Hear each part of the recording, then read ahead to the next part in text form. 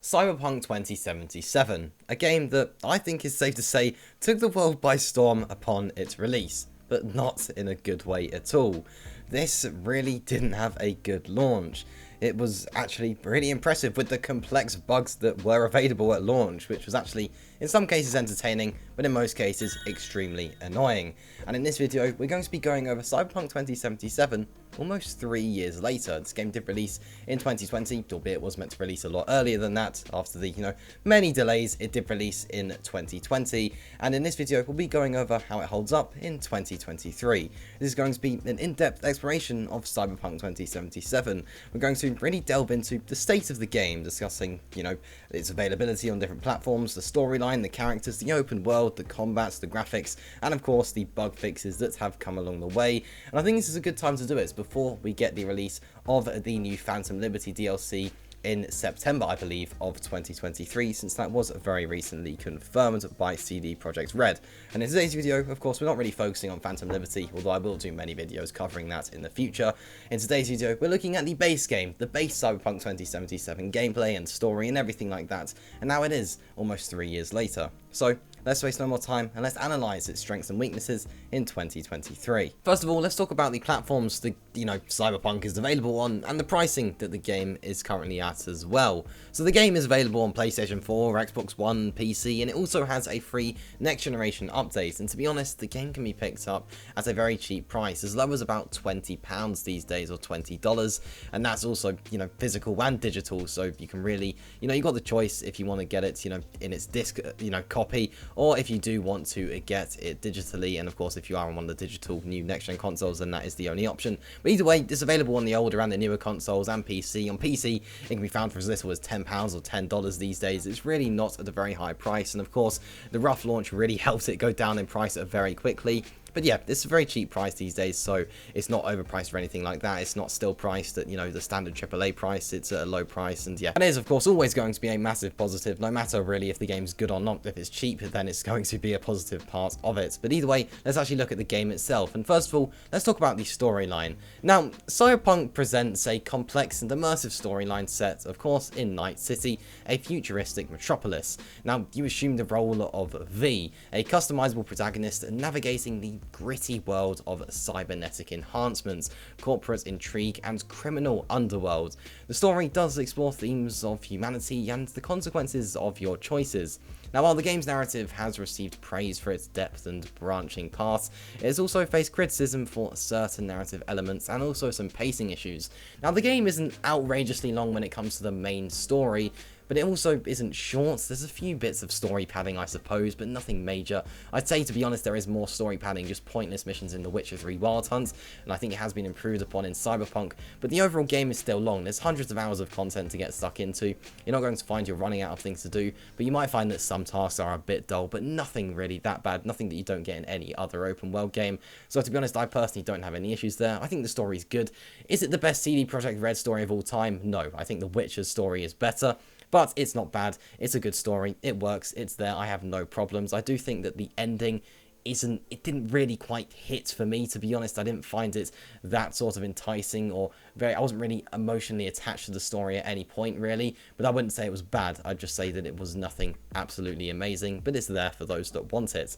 So now let's talk about the characters. Now, of course, you play as V, and V could literally really be anything. V is completely customizable. You can customize absolutely everything on V, and yeah, I do mean absolutely everything, and I'm sure you know what I'm talking about.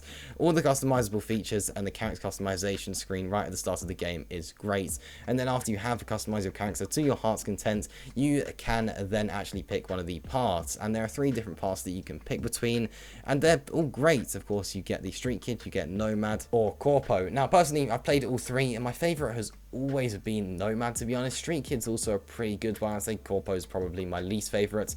Yeah, I'd definitely say Nomad. I'm more of an off-road type of guy in any sort of game, so it's always been my favorite type of thing. But Street Kid and Corpo are also there, and to be honest, they all feel pretty similar by the end of the game, but right at the start it's going to make a pretty big difference to how the game actually starts. It's going to have a very big impact actually on the beginning of the game, but yeah, you get to pick really. It's really up to you which you pick, and at the end of the day it's all the same game. It's not going to change loads and loads, but the gameplay right at the beginning beginning will be a bit different. But yeah, so in terms of characters, there is a very diverse cast of characters around Night City, from fixers to street level punks, corporate elites to AI companions, and each character brings their unique personality and motivations to the game. Something cool is that one of the main characters is Johnny Silverhand, who is actually played by Keanu Reeves, which I'm sure many of you will know, and there are various factions which provide compelling interactions and do shape the story. Now, while some characters have been lauded for their depth and memorable performances, others have faced criticism for, to be honest, limited development and a real lack of meaningful impact. It does feel like some sorts of characters are just sort of there and you never really feel attached to them, but that isn't the case for every single one. For the main characters, you will feel attached to them. If you do enjoy the story, of course, you are going to feel that sort of attachment to certain characters. So yeah, no real problems there. So now let's talk about the open world. Now for me, futuristic games isn't really my style, to be completely honest. I don't think it's bad, but fantasy type games, Red Dead Redemption 2, that's not a fantasy game, but sort of those sort of open world games and The Witcher 3 Wild Hunt, you know, Red Dead and The Witcher have always been my favourite type of open world games. But I do like GTA as well, and Cyberpunk is just not really as much of my sort of thing. So, you know, futuristic isn't really all for me, but Night City really, you know, excited me. I really liked the world. Of course, yeah, like I said, not my type of thing, but I thought it was beautiful. I think that the skyscrapers, all the buildings looked absolutely amazing. I remember going from one part of Night City to the other, just looking at the sky and thinking, wow, that is absolutely incredible. And this was back when it launched as well. This was on a PlayStation 4, the original PlayStation 4 from release day, and I was absolutely amazed at how good the game looks. Not how good the game looks. It looks awful on PlayStation 4, and I will get onto that a bit later. But it actually was amazing to see some of the scenery and some of the buildings on a console like that. And yeah, the sprawling open world of Cyberpunk 2077 is a breathtaking and densely populated metropolis. The map is vast, featuring distinct districts, towering skyscrapers, and neon-lit streets. The world really is meticulously designed with attention to detail, offering a wealth of Easter eggs, hidden areas, and also immersive environments, lots of random encounters to get stuck into. Exploring Night City does, in my opinion, provide a sense of verticality and offers numerous side activities, quests that you can keep engaged with for hours on end. So now let's actually move on to the inventory system. So there is a robust inventory system that allows you to acquire, upgrade, and customize weapons, cybernetic implants, and equipment to your heart's content. From firearms to melee weapons, you can choose from a wide array of options to suit your playstyle. The game does feature a deep crafting system that does enable you to create and enhance your gear, adding modifications and improving performance. No problems there, it works well. And that does sort of bring us on to the combat. So Cyberpunk 2077's combat combines gunplay, melee combat, and cybernetic abilities. You can engage in intense firefights, utilize futuristic gadgets, and leverage your cybernetic enhancements to gain an edge in combat. Cyberpunk does offer various playstyles, allowing you to approach encounters with stealth, precision, or brute force if that's your type of thing.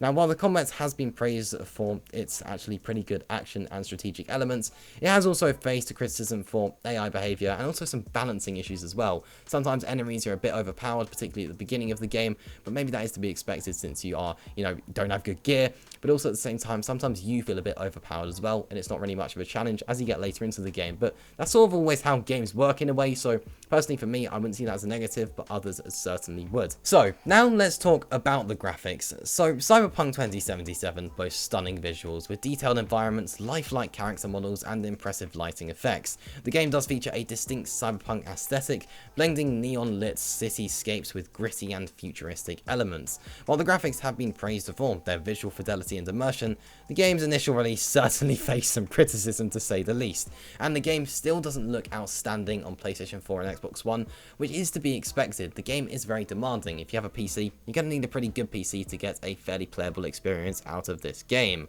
But on PlayStation 4 and Xbox One, I wouldn't really recommend playing the game, to be honest, unless you are able to put up with low frame rates, and I mean below 30 frames per second quite a bit of the time, then sure, maybe you will enjoy it. I played through the entire game on PlayStation 4 and didn't really have loads of issues, just quite a few crashes, which have been patched since launch, and the game is better since launch, but it's still not an amazing experience on the older consoles, but it is somewhat playable. I just wouldn't recommend it. I would recommend having at least a PlayStation 4 Pro or Xbox One X, I believe, yeah, Xbox One X, before before you play Cyberpunk 2077, or a decent PC of course, or one of the next gen consoles is really where it will be great. But either way, it is still a very good looking game, and that at the end of the day, if you have a console or PC that's good enough to play it, then you'll have no issues. So now let's actually talk about the bugs. Now since its launch, Cyberpunk has received multiple updates, lots of different content updates, and multiple bug fixes as well to address performance issues, stability issues, and of course general gameplay bugs.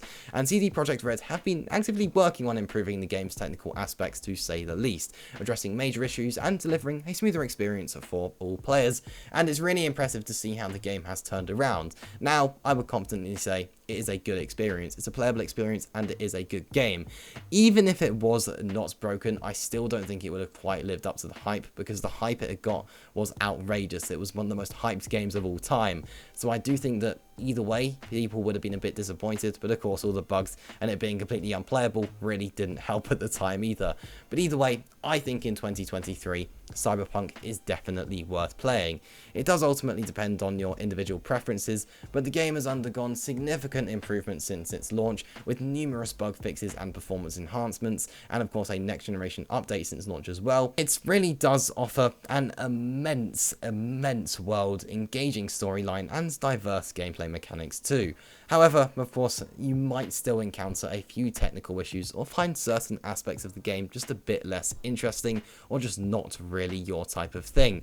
It's recommended really to consider the current state of the game, of course, before you go into it, but it is a lot better than it was when it launched. And yeah, I really would say if you haven't played it yet, then this is definitely a game that you should play at some point. Maybe wait for the new DLC in September, Phantom Liberty, and then purchase that along with the base game and play through it all in one go. But either way, it's definitely a good game in 2023, and I'm really pleased with the way that CD Projekt RED haven't given up and they have really improved upon the game. It's not The Witcher 3 Wild Hunt in my opinion, but it's certainly a solid game these days. And there you go, that does just about wrap up things here. That is Cyberpunk 2077 in 2023.